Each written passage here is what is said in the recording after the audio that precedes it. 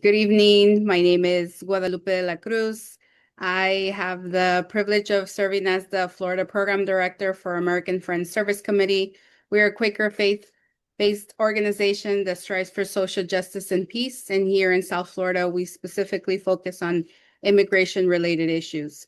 I'm here to share a little bit about what we have been seeing here in South Florida. I think folks know how many times Florida has been on the media and the news, and not for the good things, but for the bad things, because Florida is one of the most anti-immigrant states in the United States.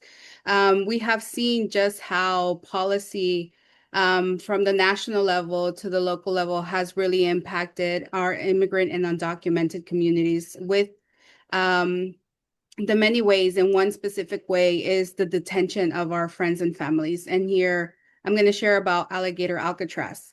It is a concentration camp, and I will not, hide behind being careful about how we're naming these situations and these facilities, but we want to name it exactly what it is. It is a concentration camp where people are being exposed to unfavorable conditions. It has been a target of this administration to create this facility to hold up to 3,000 people. It is located here in Collier County inside of the Big Cypress National Preserve, which is sacred land to our indigenous communities here in South Florida.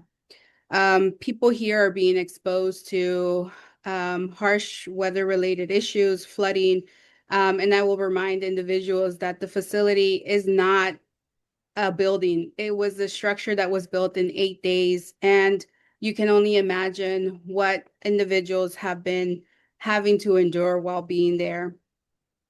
And I can go on and on about talking about how horrible this facility is, how much the lack of accountability from this administration has truly impacted community members.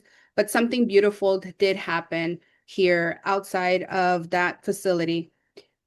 Community leaders, indigenous leaders, faith leaders came together and started forming a vigil every week since the summer of 2025. So since this year, we have seen groups of all different backgrounds and faith come together and stand witness and really hold our community together. And this place really, outside of the horrible things that we have been seeing and hearing, and how many people have been disappearing in the system while people are being detained, we are still seeing community resisting these horrible policies in our community. And this place has really become a place where people are standing and living into their values and saying that detention and deportation and the separation of families is wrong. The message that is being said time and time again here at these weekly vigils is one of welcome, and that we need accountability and we need compassionate policy that really welcomes and protects our families, especially the most impacted by the cruel anti-immigrant policies that we have been seeing in Florida. And so, besides seeing horrible and ugly things that this administration is doing, we're seeing the beauty that community is bringing here together, with really believing that our faith can tie us together, can bring hope to a community that has seen such horrible things. And we welcome folks to replicate these kinds of activities all across the county, all across the country.